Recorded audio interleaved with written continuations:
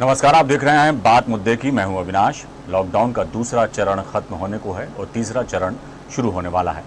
Corona से जंग जारी है। देश भर में इस वक्त यहाँ वहाँ कई राज्यों में फंसे मजदूरों को घर पहुँचाने का सिलसिला शुरू हो गया है और कई स्पेशल ट्रेनें भी चलाई जा रही हैं।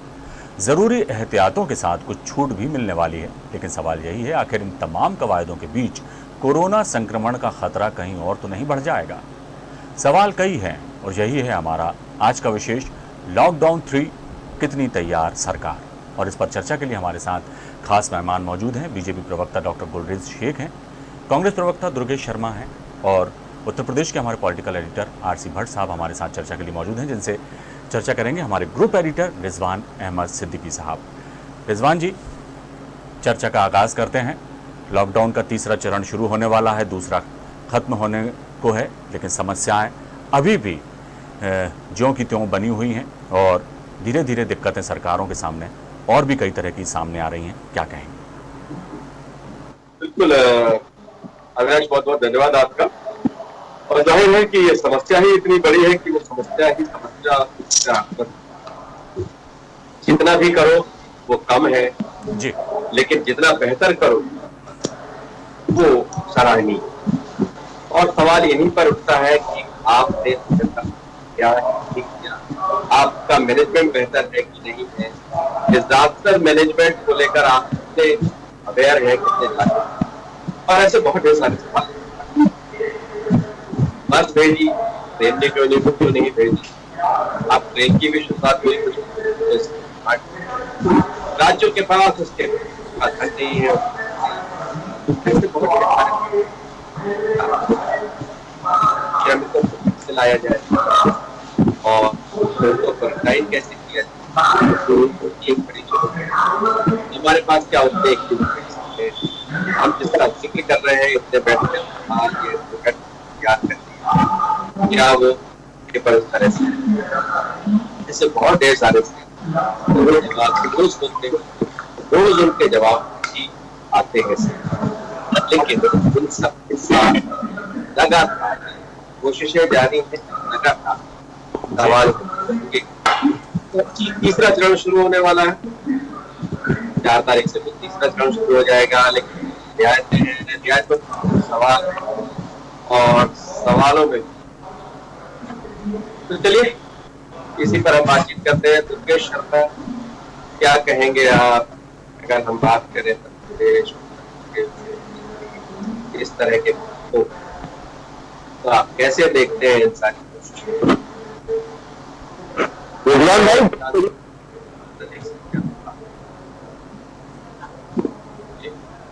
जी दुर्गेश जी, पहले तो आपकी आवाज साफ नहीं आ रही, पीछे से कोई एक अलग आवाज कहीं से आ रही है। डिबेट इको हो रहा है। इको के अलावा कोई दूसरी आवाज आ रही है, शायद कोई टीवी चल रहा है या किसी और चीज की आवाज आ रही है, कहीं से आ रही है। मेरा ये मानना है, मध्य प्रदेश में जिस तरीके से आज कोरोना की लड़ाई कांग्रेस मध्य प्रदेश सरकार लड़ रही है, उसमें कांग्रेस पार्टी अपनी तरफ से जहां तक सहयोग करना है पूरी तरह कर रही है। जिस तरह आप देखेंगे भोपाल के अंदर लोगों की भोजन व्यवस्था के लिए माननीय दिग्विजय सिंह जी ने पूरी व्यवस्था बना रखी है। कई जगह उन्होंने आधुनिक किचनों का तैयार कर रखा है जिससे लोगों को भोजन व्यवस्था हो रही है। और उसके साथ साथ जिस तरीके की व्यवस्थाएं मध्य प्रदेश में होना चाहिए वो थोड़ा सा अभी नहीं दिख रही है। अभी जो मजदूर बाहर से आ रहे हैं उनके लिए जो व्यवस्थाएं होना चाहिए, लगभग उनको 14 दिन का क्वारंटाइन कंपलसरी होना चाहिए बाहर से आने के बाद, पर उनके लिए क्वारंटाइन व्यवस्थाएं नहीं है। बालाघाट में तो 1-2 दिन के अंदर ही जो है उनको एक स्कूल में रोका गया, देन उसके बाद में उनके क्षेत्रों में घरों में भेज दिया। ये जो मेडिकल करने का या चेकअप जो है वो एक बहुत सामान्य प्रोसेस में हो रहा है। उसमें कोई ऐसा नहीं है कि अपन ये मान सके इससे कोरोना के जो इफेक्टेड हैं उनको अपन आइडेंटिफाई कर पाएंगे। ये एक जनरल प्रक्रिया है। उनको उनका बॉडी टेम्परेचर, मैं क्षमा चाहूंगा, बॉडी टेम्परेचर भी नहीं है, वो स्किन टेम्परेचर लिया जा रहा है और उसके आधार पर ये कहा जा रहा है कि आपको बुखार नहीं है इसलिए आप क्षेत्र में जा सकते हैं। पर दिक्कत यह है कि कोरोना रोज नए अपना स्वरूप धारण कर रहा है, रोज नई उसकी प्रक्रिया देखने को मिल रही है कि वो कभी किसी को किसी भी तरह का लक्षण नहीं मिलने के बावजूद भी वो कोरोना इफेक्टेड है। इंदौर शहर के अंदर ही अभी जो रिपोर्ट्स आई हैं, जो पॉजिटिव रिपोर्ट्स आई हैं उसमें अनेकों अनेक ऐसे मिले जिनको कोई किसी तरह का कोई सिम्टम्स नहीं है पर वो पॉजिटिव है। तो ये परिस्थितियां हैं। यदि आपके पास में कोई व्यवस्था नहीं, कम से कम उनको स्कूलों के अंदर या धर्मशालाओं के अंदर या जो सामुदायिक भवन है उनके अंदर 14 दिन के लिए क्वारंटाइन करना चाहिए। नहीं करेंगे तो जिस क्षेत्र में पहुंचेंगे, यदि वो खुदा ना खास्ता इफेक्टेड हो और ईश्वर ना करे कि वो कोरोना के एक कैरियर के रूप में वहां पहुंच जाएं और उस पूरे क्षेत्र को इफेक्टेड कर दें, इसलिए जो मजदूर आ रहे हैं उन मजदूरों का क्वारंटाइन करने का जो पीरियड है वो कंपलसरी लागू कराना चाहिए। सरकार को उस पर ध्यान देना चाहिए, पर अपनी जवाबदारियों से सरकार इन चीजों पे भाग रही है। और जिस तरीके का आज धोखा भोपाल में देखा उन मजदूरों के संग, वे जब वहां से चले, या जो सरकार का नियम सरकार ने बनाया है कि मजदूरों से पैसा नहीं लिया जाएगा, उनको उनके घर तक पहुंचाया जाएगा, पर स्थिति ये आई है कि भोपाल के अंदर उनसे प्रति व्यक्ति 315 रुपए लिए गए। उनको रसीद दी गई 305 रुपए की और 315 रुपए के हिसाब से सारे जो मजदूर आए हैं उनसे चार्ज ले लिया गया। ये नहीं होना चाहिए। सरकार को सुविधा देना है तो, चूंकि मजदूर है बेचारे, पिछले 40 दिन से संघर्ष कर ही रहे हैं, उनके पास पैसा है नहीं, उसके बावजूद उनके ऊपर इस तरीके की काम करना ये एक निंदनीय कार्य है। ये मध्य प्रदेश में हुआ है, इस पर भी सरकार को ध्यान देना चाहिए कि इस तरह की घटनाओं को पुनरावृत्ति ना हो और जो मजदूर आ रहे हैं उनको उनके घर सुरक्षित पहुंचाया जाए। पर 14 दिन के क्वारंटाइन को बात को लागू करते हुए, यदि ये लागू नहीं करेंगे तो मध्य प्रदेश जिस तरीके से आज कोरोना की महामारी में अपनी ज्यादा हम उसकी त्रासदी देख रहे हैं, वो और बढ़ जाएगी।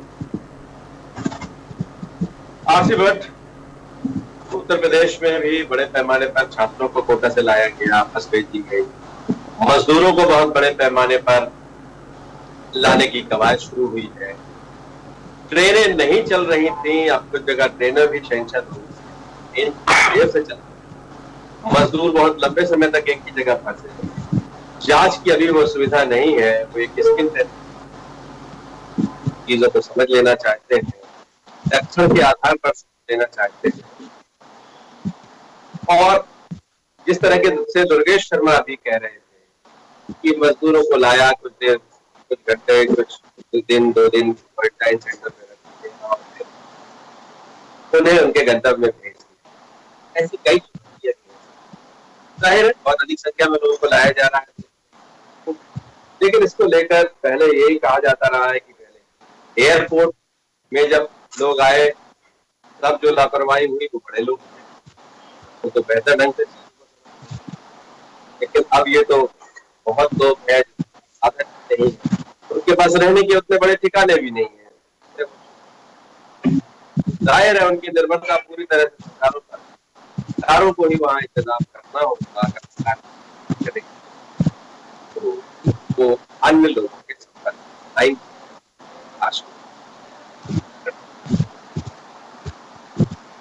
क्या कहेंगे आज? सरकार ने जब से लॉकडाउन शुरू हुआ तो सरकार को ये अंदेशा था कि लोगों को एक जगह काफी दिनों तक रोका नहीं जा सकता, और खासतौर से जो मजदूर वर्ग है, यानी कि जो दिहाड़ी के मजदूर हैं, फैक्ट्री के कामगार हैं, या फिर जो इस तरह के इलेक्ट्रीशियन हैं, या तमाम ऐसी जगहों पर काम कर रहे हैं, वो कब तक वहां रुक सकते हैं?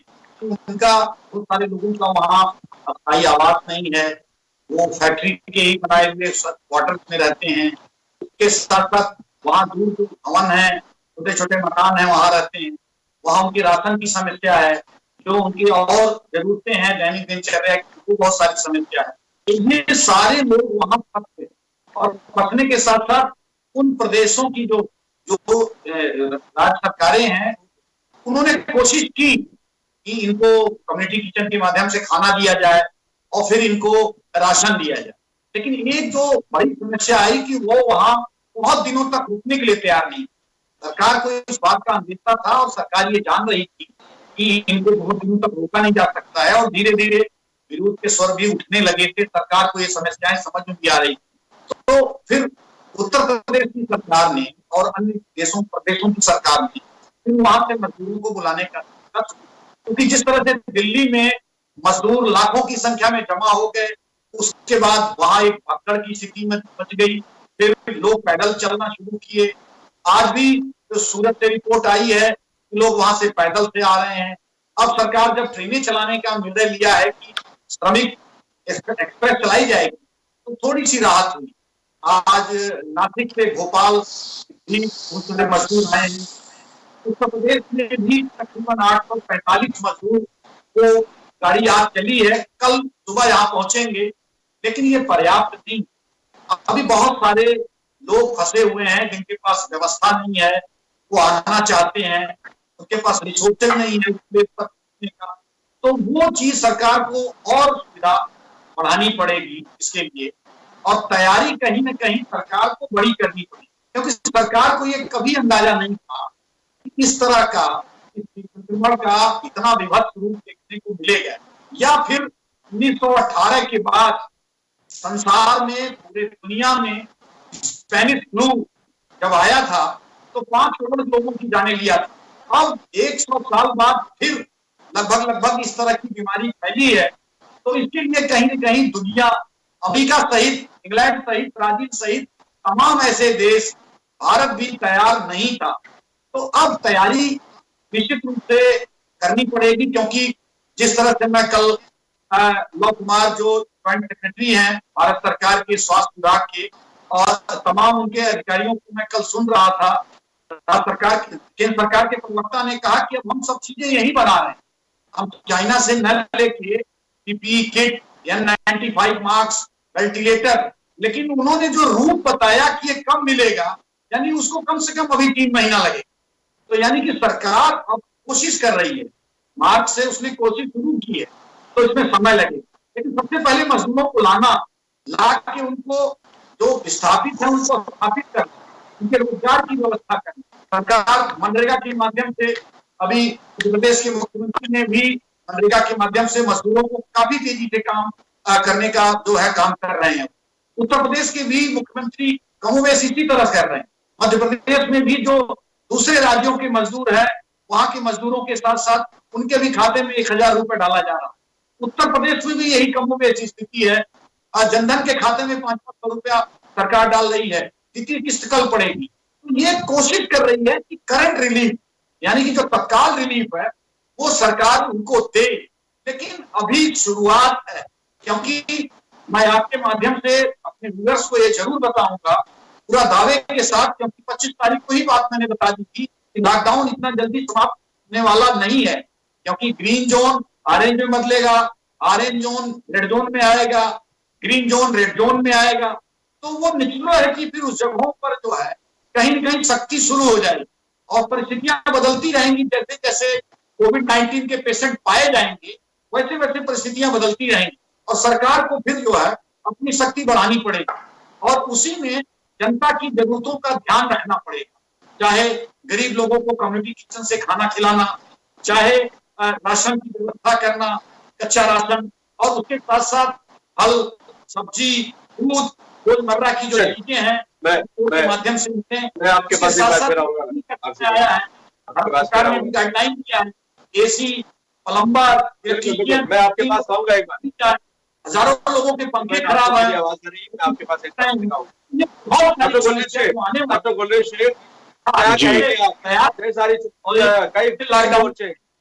और सबसे बड़ी बात है श्रमिकों को लाना। अब ट्रेनों के भी धीरे धीरे इंतजाम हो गए हैं। कहा यही कहना है कि अगर और वक्त रहते पहले अगर कर लिया जाता, लॉकडाउन का जो पीरियड था उसका सही ढंग से इस्तेमाल हो जाता, लोगों को लाके क्वारंटीन किया जाता तो बेहतर होता। अब उन्हें कहाँ रखा जाएगा, जैसा कि दुर्गेश शर्मा भी जिक्र कर रहे थे कि ज्यादा दिन तक उन्हें नहीं रखा जा रहा है, उन्हें अपने गंतव्य भेजा जा रहा है। और जाहिर है जो खासतौर से जो श्रमिक वर्ग है उनके पास रहने का बहुत बड़ा साधन नहीं है, गर्मी का मौसम, एक ही घर में रहना, एक ही कमरे में या एक कमरे या 2 कमरे के घरों में रहना, और वहां पर सोशल डिस्टेंसिंग तो बहुत मुश्किल है, और उसके साथ रोजी रोटी से लेकर कई तरह का संकट, और यही सरकारों की सबसे बड़ी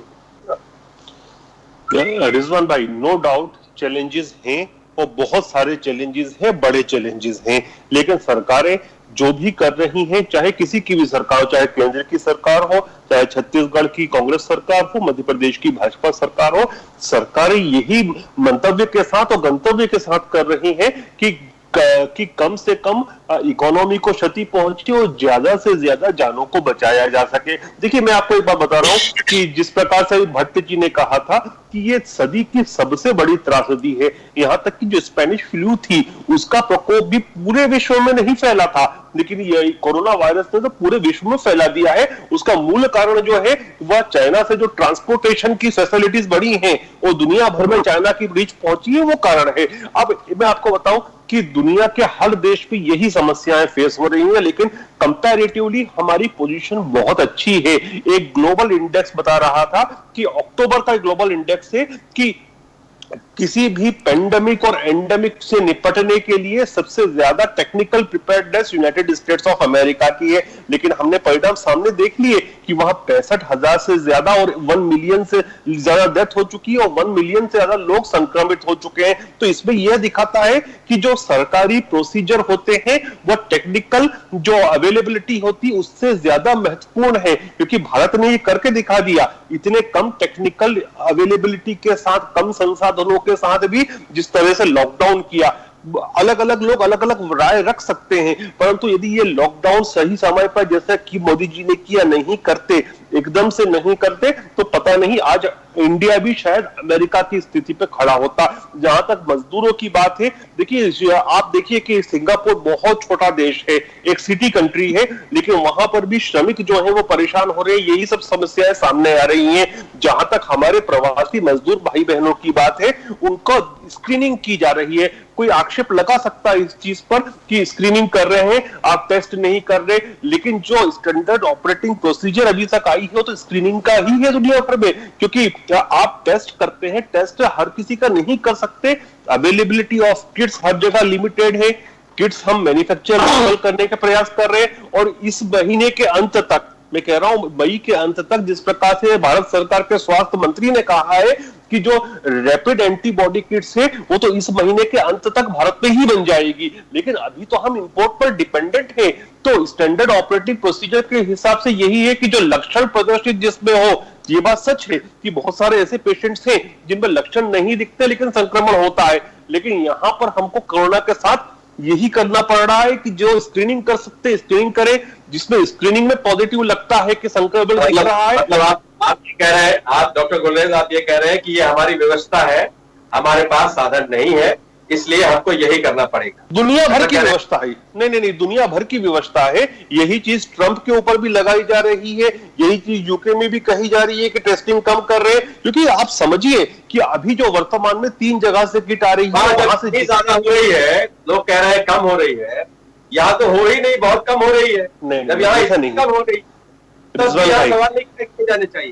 वहां पर भी ऐसा नहीं हो रहा है कि हर घर में जाकर टेस्टिंग की जा रही है, वहां पर भी जिसमें लक्षण दिख रहे हैं उसी की टेस्टिंग हो रही है। हमारे यहाँ भी एक ऐसा केस कोई नहीं बता सकता कि इस व्यक्ति में लक्षण दिख रहे हो उसकी टेस्टिंग नहीं हुई हो। तो सब जगह पूरी दुनिया में अक्रॉस द ग्लोब एक ही प्रोसीजर है, जिसमें लक्षण दिखे उसकी टेस्टिंग हो। यहाँ तक स्विट्जरलैंड जैसा कंट्री भी वही कर रहा है, जिसमें लक्षण दिख रहे हैं उसी की टेस्टिंग हो रही है बिना लक्षण। आप ये नहीं कर सकते कि 132 करोड़ लोगों को घर घर जाकर टेस्टिंग कर ली, संभव नहीं है प्रैक्टिकली। वो क्या कहेंगे दुर्गेश शर्मा, संभव नहीं है। रिजवान भाई, हास्पद स्थिति में बात कर रही है भारतीय जनता पार्टी पूरी।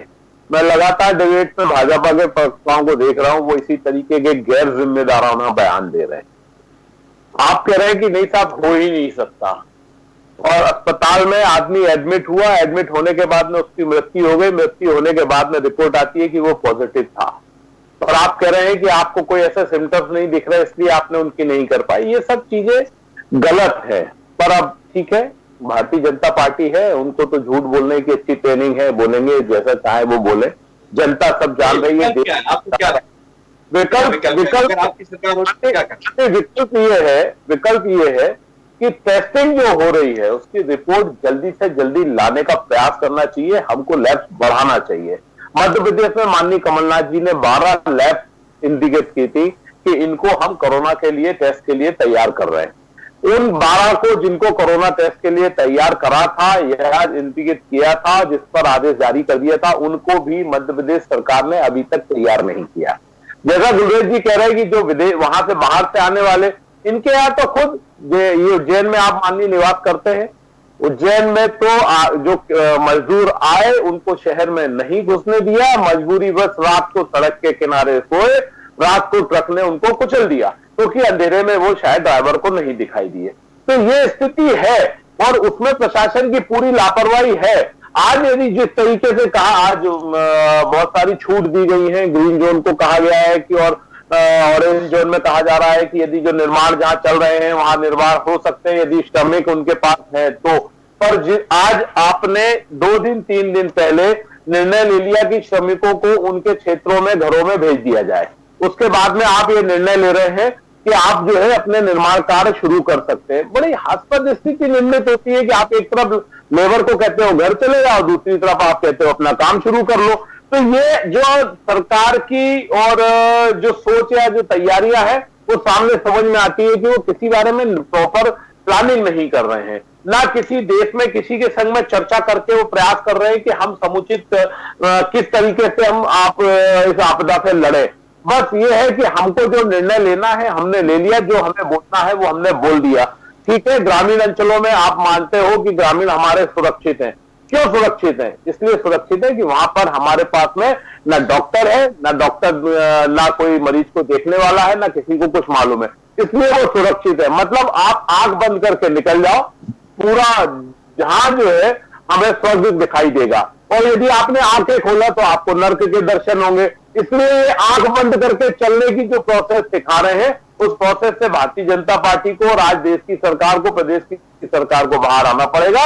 हमको आंख खोल के अपने आसपास की कमियों को देखना पड़ेगा और उससे लड़ने के लिए समुचित प्रयास करना पड़ेगा। हम प्रयास नहीं कर रहे हैं, सिर्फ बोल रहे हैं और जनता के ऊपर सब चीज छोड़ रहे हैं।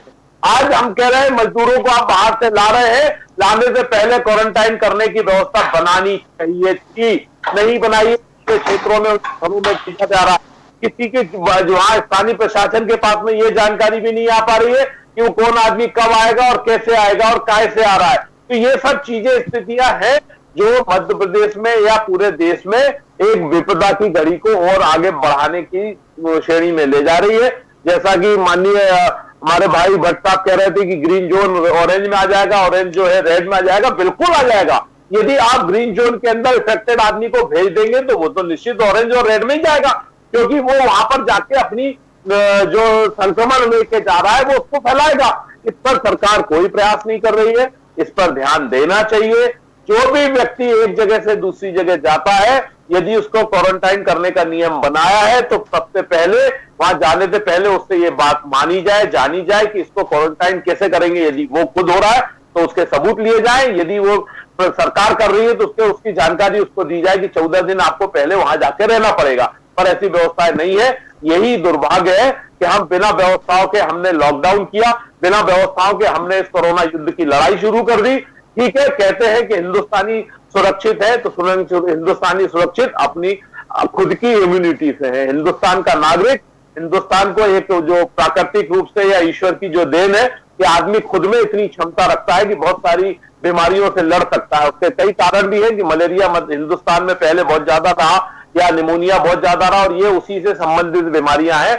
इनके टीके, इनकी इलाज हम सब करते आए हैं, तो उससे कहीं ना कहीं हमारी बॉडी के अंदर ऐसी कुछ क्षमताएं हैं जो हमको उससे हमें बचा के रखी हुई है। उसमें सरकार का कोई योगदान नहीं है। सरकार सिर्फ अपने वक्तव्य जारी करती है, उस पर कोई प्लानिंग देश को बता नहीं पा रही है।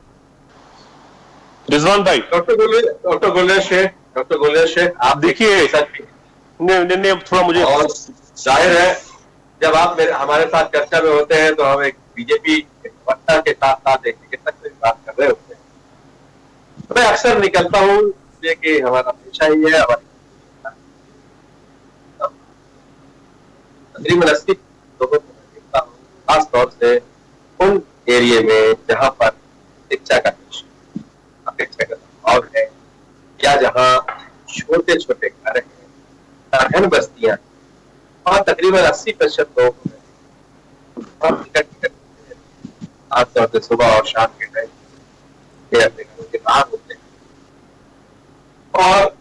नजदीक बैठे। दूसरा, वो किसी भी तरह का कोई सुरक्षा का कोई जाहिर है उनके पास होगा नहीं, लेकिन वो कपड़ा भी कोई नहीं बांधते, ऐसा कुछ नहीं करते हैं और बड़े पैमाने पर ये हो रहा है। अब मजदूर भी आ रहे हैं और सबसे ज्यादा हम चिंता भी यही कर रहे हैं कि इन सघन बस्तियों में संक्रमण की आशंका जितनी अधिक बढ़ेगी, ये बीमारी उतनी अधिक लोगों तक पहुंच जाएगी, उतनी बड़ी तेजी से बढ़ेगी। जांच का आप कह रहे हैं कि हम सबका कर नहीं सकते, बिल्कुल मत कीजिए, लेकिन जांच का कुछ आकस्मिक जांच का कोई ना कोई तरीका तो कोई मेथड तो हमें बनाना होगा। इसलिए यदि हम आकस्मिक जांच नहीं करेंगे, हम रैंडमली जांच नहीं करेंगे, तो जाहिर है हमें बहुत कुछ पता नहीं होगा, और जब हमें पता नहीं होगा कि दुश्मन कहाँ है तो हम जंग किससे लड़ेंगे। तो ऐसी बहुत ढेर सारी चीजें हैं। दूसरा एक चीज और मैं आपसे जरूर पूछूंगा, सेना बैंड बजाएगी, फूल माला बारिश करेगी, इसको लेकर भी बहुत तरह के सवाल हैं। आप एक चिकित्सक हैं, इसलिए मैं आपसे जिम्मेदारी से पूछूंगा इस पर। हॉस्पिटल बचपन से देखा, बड़े हुए, पढ़ा लिखा थोड़ा, फिर पत्रकार बने तब भी देखा कि शांत क्षेत्र लिखा रहता है हॉस्पिटल के आगे पीछे दीवारों पर और सब जगह। हॉर्न नहीं बजाना है, शोर नहीं करना है। कई जगह तो आसपास लगने वाले प्रदर्शनी और मेले ठेले पर भी विरोध होता है।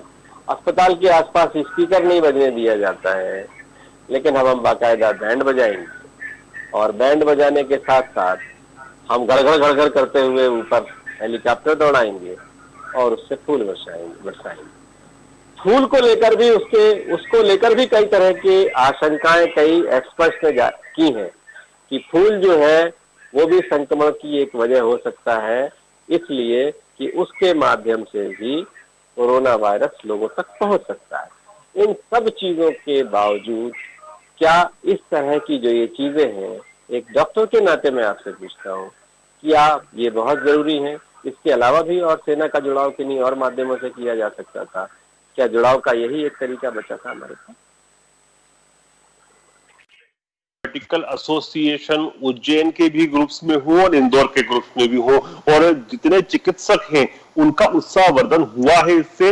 और मैं ये बात इसलिए भी कह रहा हूं क्योंकि मेरे घर में खुद में मेरा भाई और मेरी बहू जो है वो खुद चिकित्सक है, रोजाना ड्यूटी कर रहे हैं। और इन चिकित्सकों की मनोदशा को समझिए कि अपने बच्चों से तक नहीं मिल रहा है, डर ये लगता है कि कुछ हमको संक्रमण नहीं हो और हम बच्चों को नहीं फैला दे। तो उनका उत्साहवर्धन करना जरूरी है, क्योंकि एक महीना से ऊपर हो गया, ये बेचारे 24 घंटे अपनी जान को हथेली पर रखकर खेल रहे हैं। जहां तक कांग्रेस के जो प्रवक्ता हैं उनके झूठ का विषय है, देखिए मैं आपको एक बार स्पष्ट झूठ इनका स्पष्ट कर रहा हूं, और यदि ये झूठ मैं गलत बोल रहा हूं तो अगली बार से मैं किसी चैनल पर नहीं बैठूंगा। इन्होंने जब भी झूठ बोला कि रस्सी नहीं झूठ बोला ना, प्रदेश को गुमराह कर रहे हैं ना सर, प्रदेश को गुमराह कर रहे हैं कि इन्होंने झूठ क्या बोला अभी कि मजदूरों से पैसा लिया ट्रांसपोर्टेशन का और रसीद दी। आप रसीद दिखा दे, क्योंकि ये सरासर झूठ रहे। और वीडियो भी दे देता हूँ आपको। आप दिखाइए अभी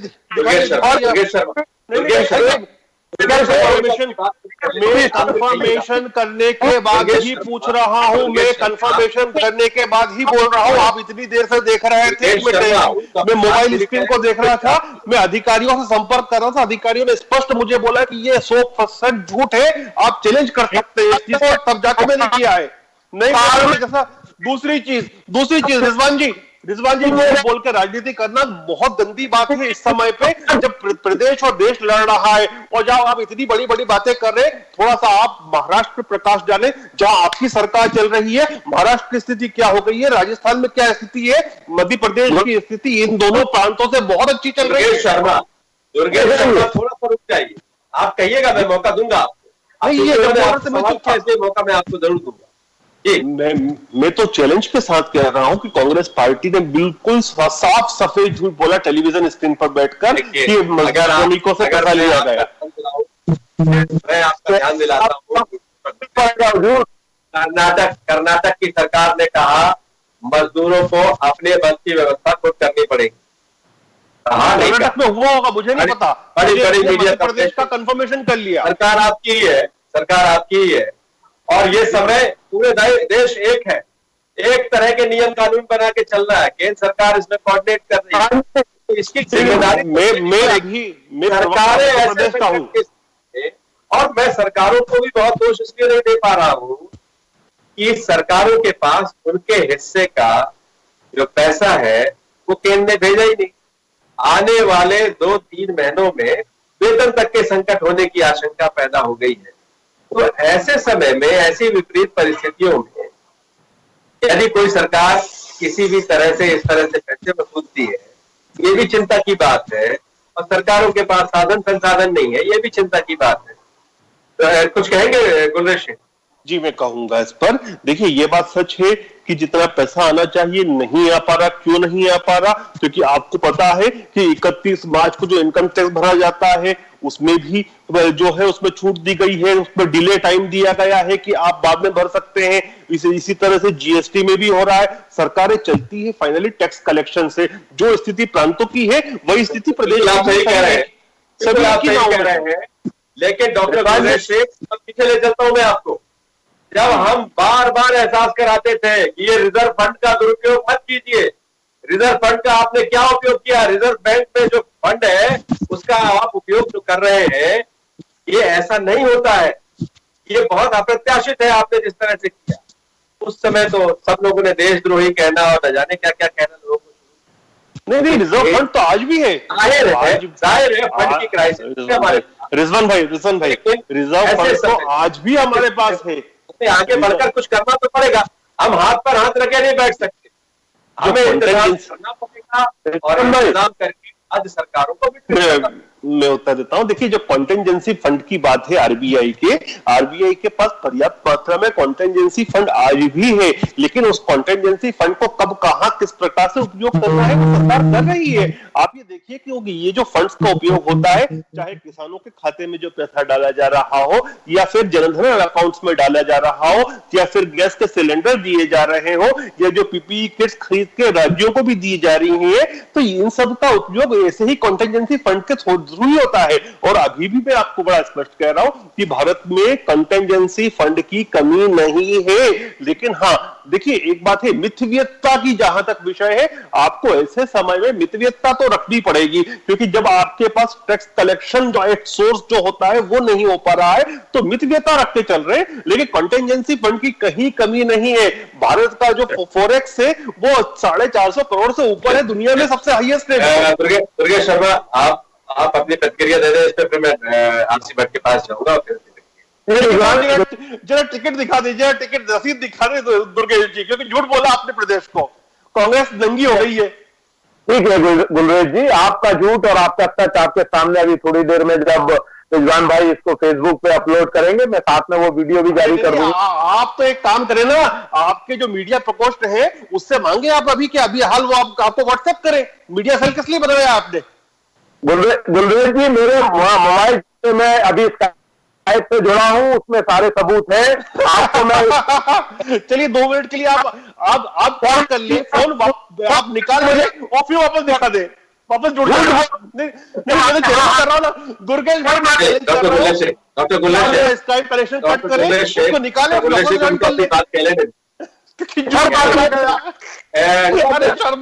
झूठों का चाहिए। दुर्गेश शर्मा, यदि आपको असुविधा ना हो तो वो आप निकाल सकते हैं, निकाल के किसी और मोबाइल में आपको लेना पड़ेगा। आप असुविधा होगी, इसको आप किसी और मोबाइल में ट्रांसफर करके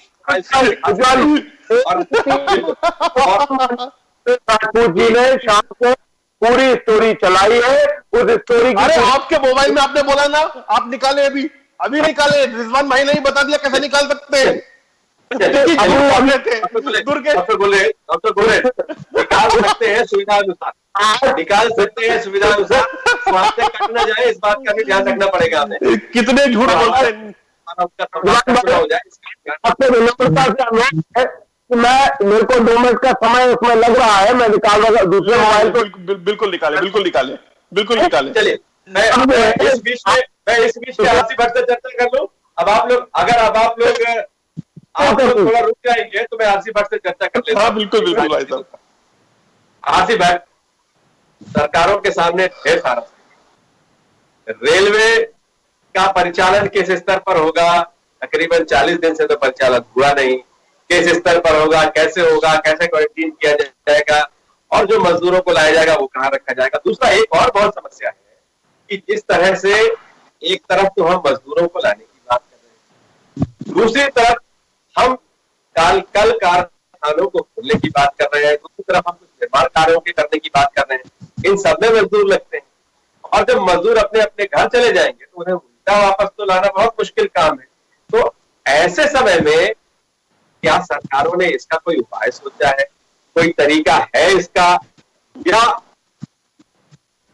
स्थानीय स्तर पर ही मजदूर अरेंज करने पड़ेंगे? जाहिर है उसकी कॉस्ट बढ़ेगी, मजदूरों की उपलब्धता कम होगी, इन सारी तरह की चीजों से भी कैसे निपटा जाएगा। और सबसे बड़ी बात यह है, राज्य सरकारों के पास धन की कमी हो गई है उनके पास,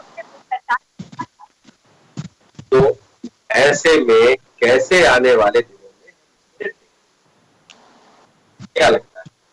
रोहन भाई मैं तैयार हूं गुलरेज शेख जी का जवाब देने के लिए। वीडियो मैंने तैयार कर, जवाब बोले। वीडियो नहीं, आप मुझे रसीद दिखाएं, रसीद दिखाएं, रसीद। गुलरेज जी रसीद दिखा रहा हूं, उसी में आप चिंता चलिए 1 मिनट देख लेते हैं, फिर 80 मिनट में आपसे जवाब लूंगा आखिर में उसका। चलिए दिखाइए दुर्गेश शर्मा, आप क्या दिखाना चाह रहे हैं? 1 सेकंड रिजवान भाई। डॉक्टर गुलरेज शेख की डिमांड पर आप कुछ दिखाना चाहते हैं, दिखाइए क्या है। हमें उसकी जानकारी ठीक से नहीं है तो मैं उसकी पुष्टि नहीं करता हूं। ये लीजिए,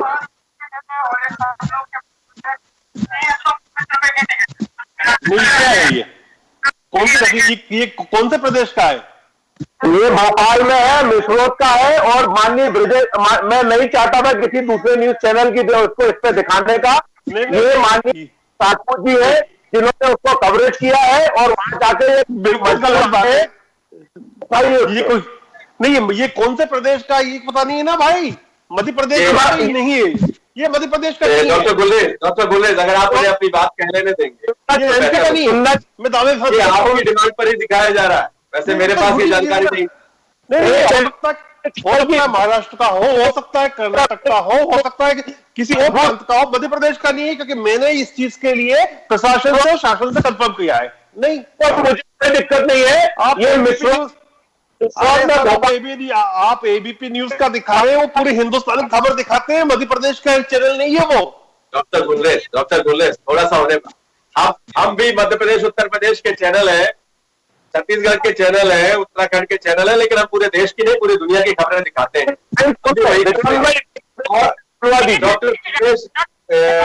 दुर्गेश शर्मा जो कह रहे हैं पुष्टि नहीं करता, लेकिन मुझे लगता है कि अगर इस तरह की कोई चीजें हैं तो उसकी जांच हो जानी चाहिए। नहीं, हो ही नहीं है। जांच करके उस पर कार्रवाई भी आवश्यक है। सफेद झूठ है। और अगर मजदूरों को ऐसे समय भी कोई झूठ है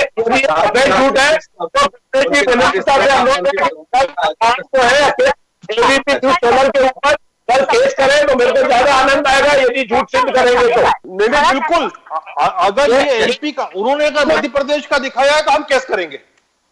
अरे ये साथ में दिखाया है तो सुन लीजिए, बोल रही है, सुन लीजिए शांति से। टिकट के लिए पैसे बिल्कुल नहीं लिए जाएंगे, टिकट का खर्च राज्य सरकारें चुकाएंगी। लेकिन भोपाल पहुंचे मजदूरों के साथ ऐसा बिल्कुल नहीं हुआ। नासिक से भोपाल पहुंची ट्रेन में मजदूरों के लिए लिए गए टिकट के पैसे, नासिक से 305 रुपए का टिकट का मजदूरों ने 315 रुपए दिया।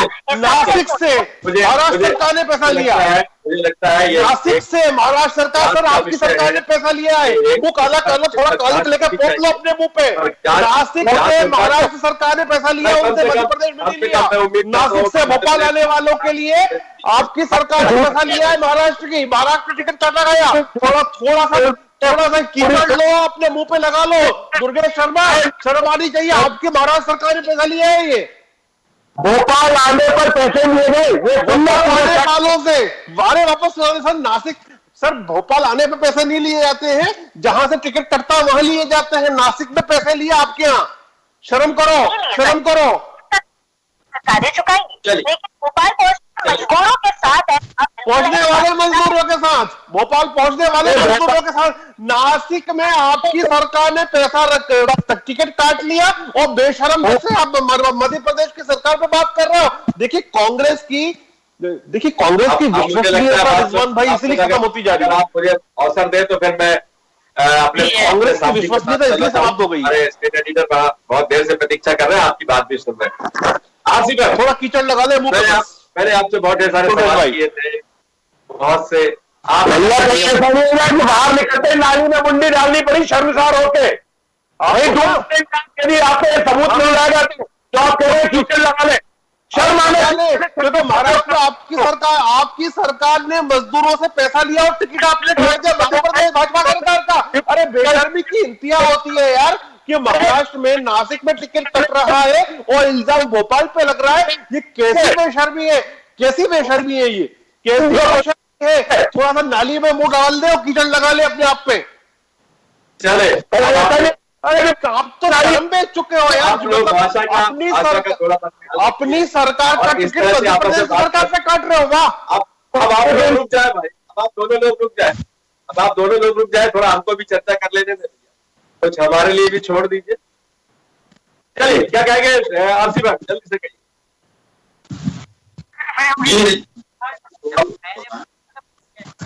बोलिए आरसी भाई। जी अपना सवाल दोहराएं।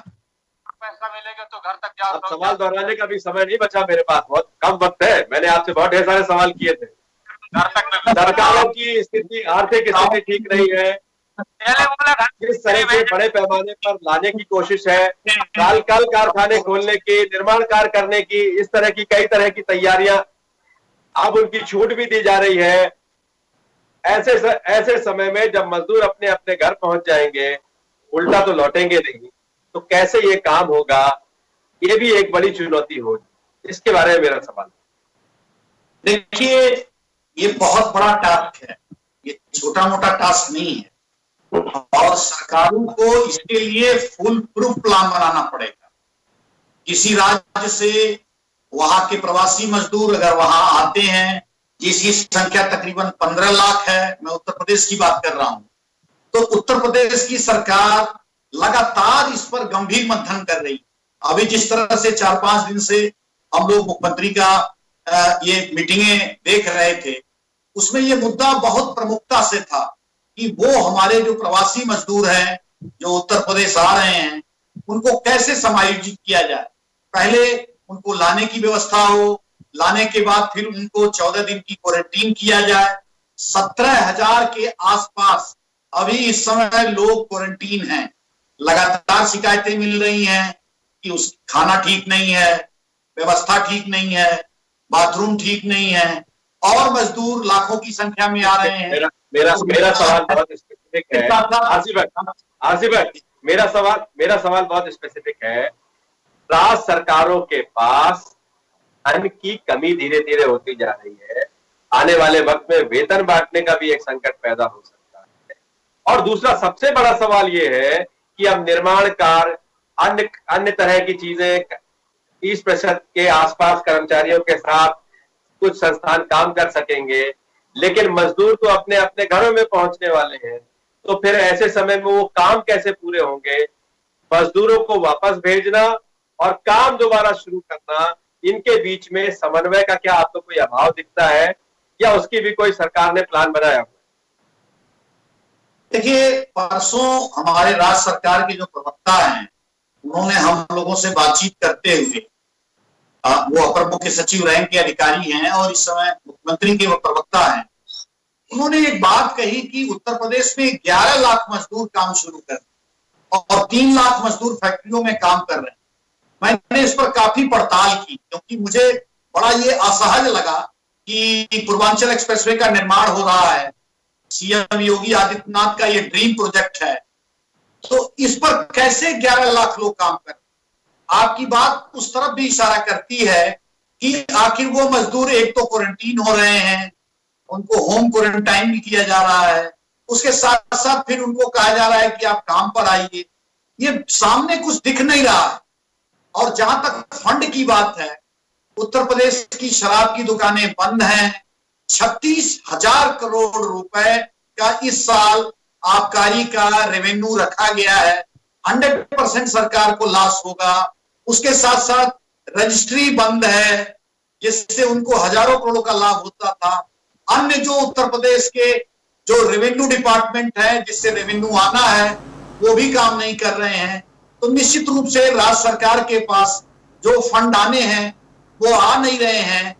हर राज्य, देश के लगभग हर राज्यों में, जो खासतौर पर गंभीर राज्य हैं, बंगाल को भी ले लें, महाराष्ट्र को भी ले लें, उसके साथ उत्तर प्रदेश, अन्य राज्य, सभी लोगों ने केंद्र सरकार से पैकेज की मांग की है। और उसके साथ साथ प्रधानमंत्री केयर फंड पर भी अब प्रश्न चिन्ह लग गया है कि उसकी ऑडिट नहीं होगी। प्रियंका गांधी ने मांग की है कि उसकी ऑडिट हो, क्योंकि निश्चित रूप से कई हजार करोड़ रुपए उसमें जमा हो रहे हैं। तो ये राज्य सरकारों को क्यों नहीं मिल रहे हैं? राज्य सरकार का जो अपना फंड है वो कोलैप्स हो गया है। क्या हम आरबीआई पे बोझ डालेंगे, अतिरिक्त पैसा लेंगे? यह एक बड़ा सवाल है और सरकार पूरा इसमें अभी उलझी हुई है और कहीं भी कुछ इसका नतीजा अभी निकला नहीं है। इसके रास्ते बनाने पड़ेंगे, नहीं तो आने वाले दिनों में बहुत ही गंभीर संकट होने वाले हैं। डॉक्टर गुलजार शेख, आपसे भी मेरा यही सवाल है, आखिरी सवाल आपसे ही करूंगा इस पर। आपसे मेरा यही सवाल है कि मजदूरों को तो आप वापस ला रहे हैं, फिर सशर्त काम भी की भी छूट दी जा रही है और सरकारों के सामने आप इन सब चीजों से निपटे। देखिए, संकट तो ये बात सच है, बिल्कुल प्लानिंग है। देखिए, सबसे पहली बात तो आप ये मानकर चले कि जो 2 क्वार्टर आएंगे, आगामी 2 क्वार्टर, उसमें समस्या रहनी है, लेकिन तीसरे क्वार्टर से स्थिति यह बनेगी कि हमारी जो अर्थव्यवस्था जो अभी पॉज बटन पर है वो वापस प्ले बटन पे आ जाएगी। मैं ये बात क्यों कह रहा हूं? देखिए, वर्ल्ड के आंकड़े कुछ भी कहें, लेकिन किसी न किसी आंकड़े को तो आपको मानना होगा ना। इंटरनेशनल मॉनेटरी फंड ने सारी कंट्रीज को यूरोप के विषय में कहा है कि 7.5% श्रिंकेज होगा, यूएस के बारे में 6% कहा है, लेकिन 2 कंट्रीज को चिन्हित किया है कि चाइना में जीडीपी होगी वो प्लस में जाएगी 1.9% इस वर्ष में, और भारत की 1.6% जाएगी। चाइना के कारण दूसरे रहेंगे क्योंकि वो आप समझ सकते हैं अभी दुनिया भर में फैक्ट्रीज बंद है, उसकी चालू है, इसलिए वहां पर कुछ ना कुछ पैसा आएगा। और भारत के लिए दूसरा आंकड़ा इसलिए आता है क्योंकि हमारी जो इकोनॉमी है वह इंटरनल कंजम्पशन डिमांड ओरिएंटेड है। हमारा एक्सपोर्ट से जीडीपी जो होती है केवल 15% है, लेकिन 85% जो है उपभोग हमारा डोमेस्टिक ही होता है, कंजम्पशन, प्रोडक्शन और डोमेस्टिक कंज्यूम हो जाता है। तो अगले 2 क्वार्टर में वो स्थिति बिल्कुल भी नहीं बनेगी जो दूसरी कंट्रीज की है। तो प्लान सबसे पहला यही है, इसीलिए सभी जगह पे ये किया गया है कि जो कृषि की गतिविधियां हैं उनको ओपन किया गया है और उनमें काफी लंबे समय से काम चल रहा है, चाहे खेती किसानी का हो या फिर जो मंडियों के द्वारा गेहूं का या दूसरे उपज का बेचने का कार्य हो वह चल रहा है। तो एक अर्थव्यवस्था का वो पहिया चल रहा है। दूसरा, जो कॉल सेंटर्स वगैरह जो दूसरी सर्विस प्रोवाइडर्स होते हैं उनको अनुमति मिल गई है। तो मेरा सवाल ये था कि आप सशर्त फैक्ट्रियां खोलना, निर्माण कार्य, इस तरह की चीजों को आप छूट दे रहे हैं जी, लेकिन इसमें काम करने वाले लोग तो अपने अपने घरों पर जा रहे हैं, काम कराएंगे किससे? मेरा सवाल ये था।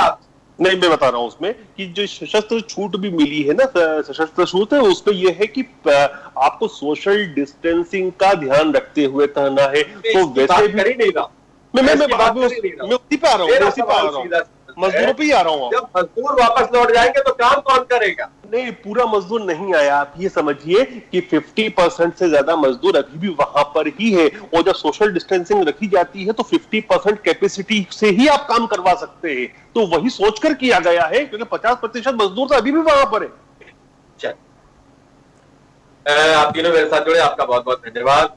और सवाल यही है अविनाश जी, क्या योजना है, कैसे योजना है? कांग्रेस प्रवक्ता को बोले कीचड़ लगा ले, झूठ बोला था इन्होंने मुंह पे। कितनी पारदर्शिता होगी में से कीचड़ लगा ले।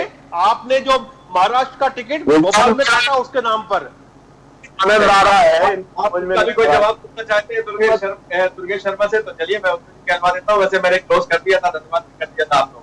कुछ कहना चाहते हैं दुर्गेश शर्मा? जल्दी से कहिए।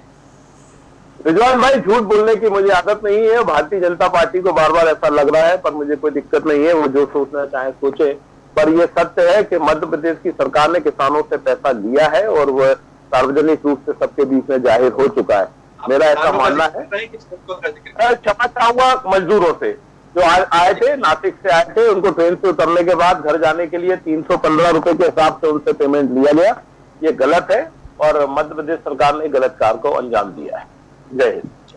अब ये जांच का विषय है, अब देखेंगे महाराष्ट्र ने किया है कि मध्य प्रदेश ने किया है, इसकी जांच की जाएगी। मेरे पास इसकी बहुत जानकारी नहीं है। चलिए, आप हमारे साथ तीनों जुड़े, आपका बहुत बहुत धन्यवाद। और अविनाश, बस यही है, सवाल बड़े हैं, यही है एक साथ जी, वो क्या करेंगे, कैसे करेंगे, उन्हें कहाँ रखा जाएगा, उनके आने वाले वक्त को जी उतना क्या किया जाएगा, उनकी वजह से कोई संक्रमित ना हो या वो किसी और की वजह से संक्रमित ना हो, ऐसी भी चुनौतियां सरकारों के सामने पहुंचती है। और सबसे बड़ी बात यह है कि अस्पतालों में बैंड बाजा बजाना है जी, इसको भी लेकर बहुत तरह की चर्चाएं हैं, बहस है, लेकिन सबकी अपनी अपनी सोच है, अपना अपना तरीका है जी, क्या जरूरी है और क्या जरूरी है, सबके अपने अपने पैमाने। लेकिन क्या ऐसे समय में ध्यान उन सब चीजों पर लगाना चाहिए या फिर हमें किस तरह की भी चीजें करनी जी, विवाद करना है, धन्यवाद, लेकिन विवाद को लेकर हमें किसी भी चीज की अति नहीं करने का विरोध नहीं करना जी। इस तरह के सवाल लगातार उठते रहे और वही है कि जहां से दिखते, लेकिन हमारे पास क्या संभव है या इतने बड़े देश में वाकई ये संभव नहीं जी, इसके हमको औसत बढ़ाना पड़ेगा। लोगों के बीच में दूरियां, फिजिकल दूरियों का मैं जिक्र कर रहा हूँ जी, आने वाले कितने वक्त तक हमें इससे जुड़ना पड़ेगा। लॉकडाउन 3 शुरू हो रहा है, लेकिन आने वाले और बहुत वक्तों तक जुड़ना पड़ेगा। हम जब लॉकडाउन खत्म भी हो जाए, हम एक दूसरे के पास बहुत निकट नहीं आएंगे।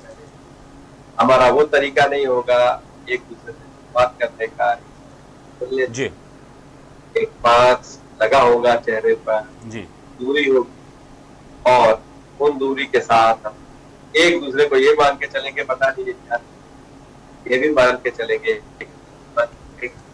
लेकिन बहुत दिनों से लोग कैद है घरों में, संयम बरत रहे हैं, लेकिन चिंताएं उनकी है कि आने वाले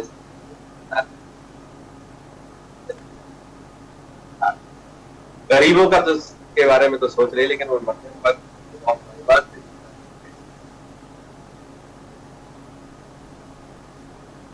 और बहुत तरह की चीज।